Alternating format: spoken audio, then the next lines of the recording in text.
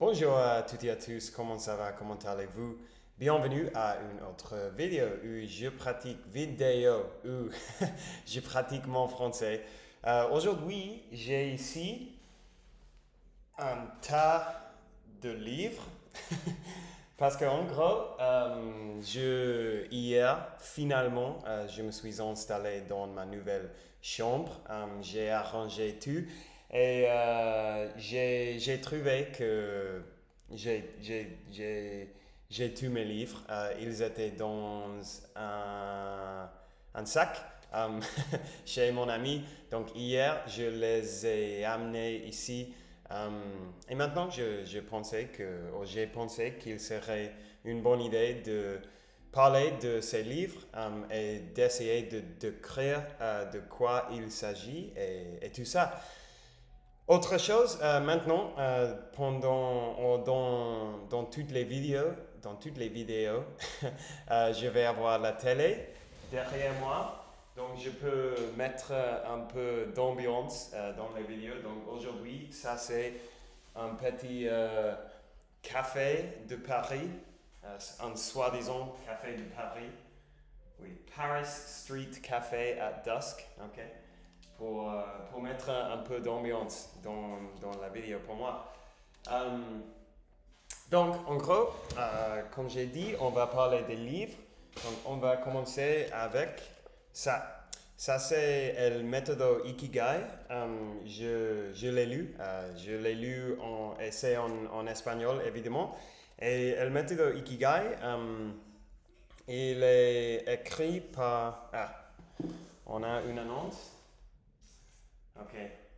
45 secondes. 45 secondes. Les annonces sur YouTube maintenant sont de la merde. Assez agaçant. OK, donc je vais quitter le son. Donc, le méthode Ikigai, ça parle d'un concept, l'ikigai, un concept qui vient de Japon, je pense, oui. De Japon, comment on dit Japon en français? C'est le même qu'en espagnol. Japan. Ok, Japon. Japon. Oui, ok, cool. C'est cool.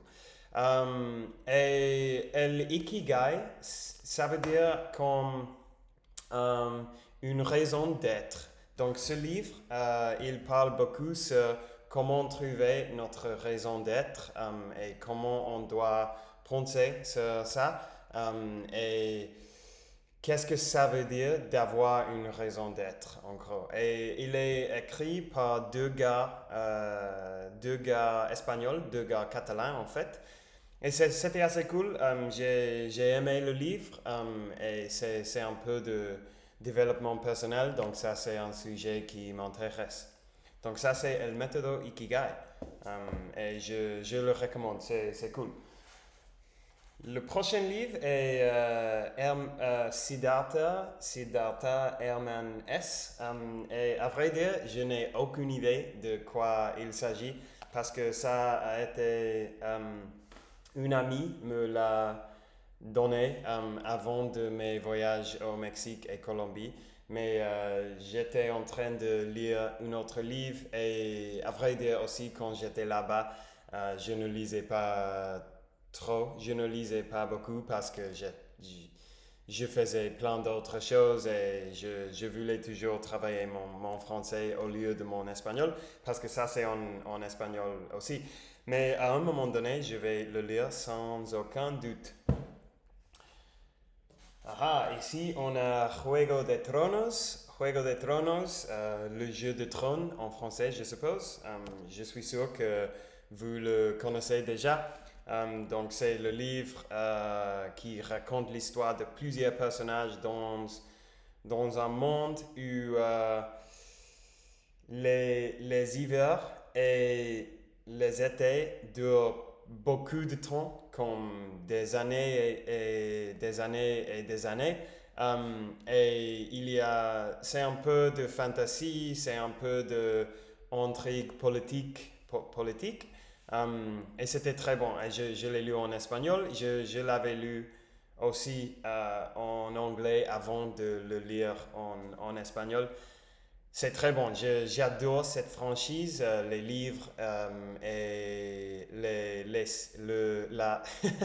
la série aussi incroyable. Donc ça, c'est un très bon livre. Et aussi, j'ai deux livres, deux bandes dessinées en fait, Clementine Book 1 et Clementine Book 2. Je n'ai pas lu, je n'ai pas lu aucun de ces deux livres, on peut dire ça, neither of these books, aucun de ces deux livres. En fait, ma sœur m'a offert, ma sœur m'a donné ces deux livres pour euh, euh,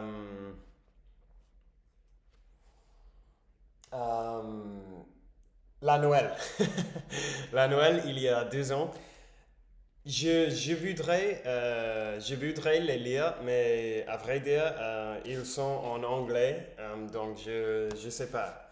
Je ne lis pas en anglais souvent parce que chaque fois que je le fais, je pense, mais je pourrais être en train de lire quelque chose en espagnol ou en français et ça me fait me sentir plus productif. Donc, c'est très rare que je choisis de lire quelque chose en anglais.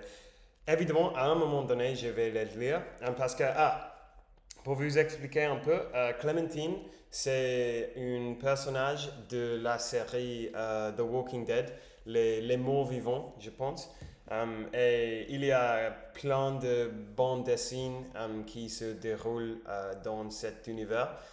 Et aussi, évidemment, la série de télévision. Et je suis un très grand fan aussi de l'univers Les Morts Vivants.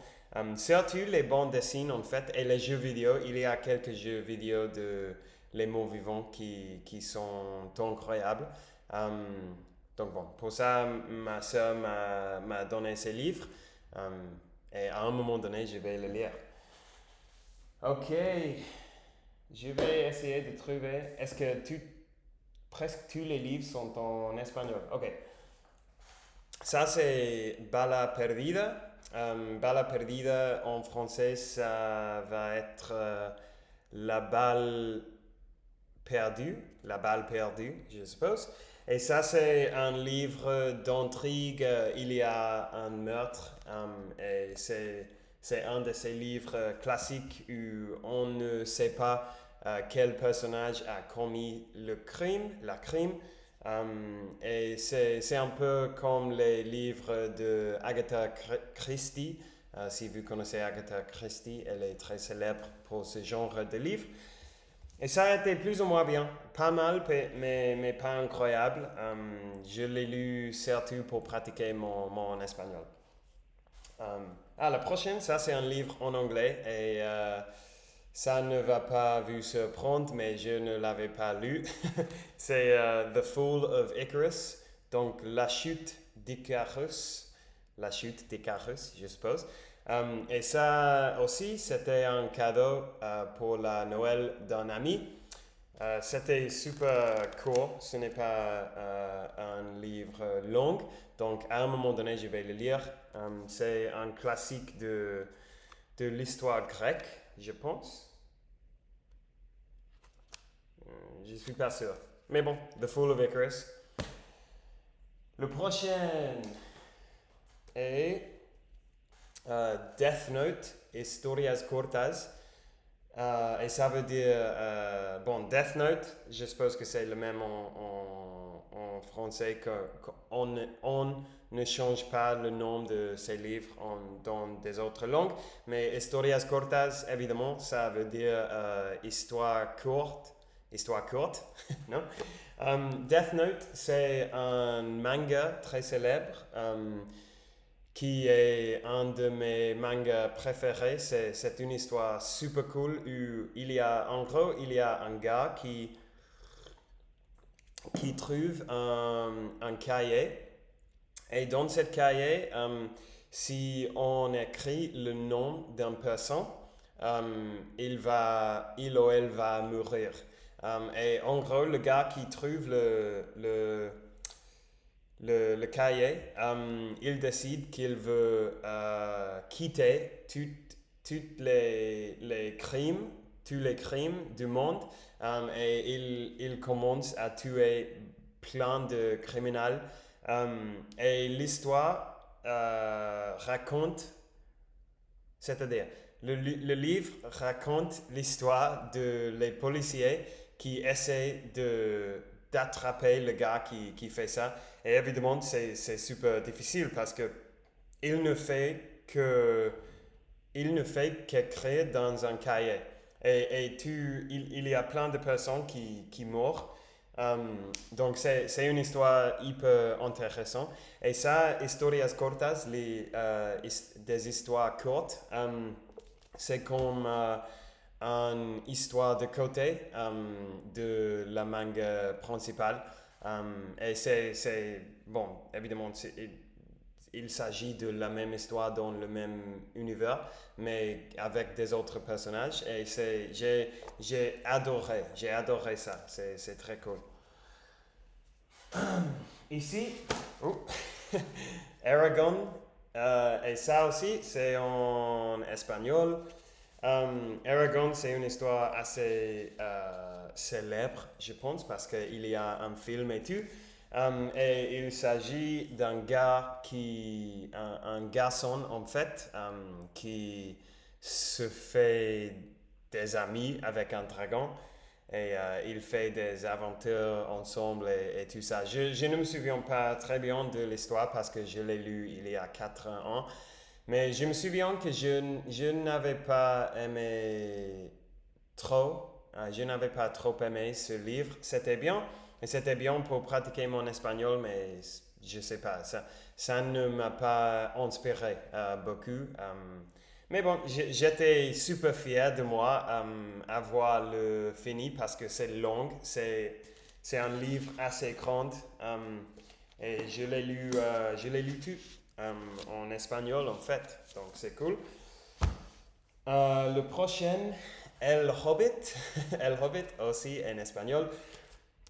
El Hobbit, c'est le premier livre de la série Le Seigneur des Anneaux. Et ça, ça c'était un choix assez bête pour pratiquer la langue parce qu'il y a plein de mots totalement anciens qu'on n'utilise pas dans le monde aujourd'hui. Mais j'ai aimé le livre et je voulais toujours le lire en anglais, donc, mais je n'avais pas encore fait ça, mais c'était un livre cool. C'est un classique avec raison, je dirais. Ok, il y en reste 4. Donc, ok, on va aller avec ça. Ça, c'est Muerte en el Nilo.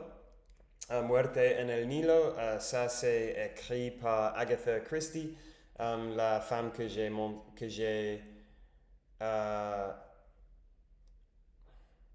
invoqué avant. C'est une histoire classique de meurtrier aussi. Il se déroule dans un bateau dans le Nil en Égypte. Et je ne me souviens pas de l'histoire non plus avec ce livre, mais je me souviens que j'ai aimé le livre qu'il y a. C'est un classique de ce genre, comme il y a beaucoup de virages dans l'histoire, il y a plein de personnages avec des personnalités très exagérées, je dirais, et très développées, donc c'est amusant à lire. Ok, El color de la magia, le couleur de la magie. Ça, c'est un livre par Terry Pratchett, qui est un auteur, un écrivain anglais, je pense. Et ça, c'est un livre de fantasy. Il y a beaucoup de personnages, il y a des aventures. Et dans ce livre, il y a comme 4 ou 5 mini-histoires, quelque chose comme ça.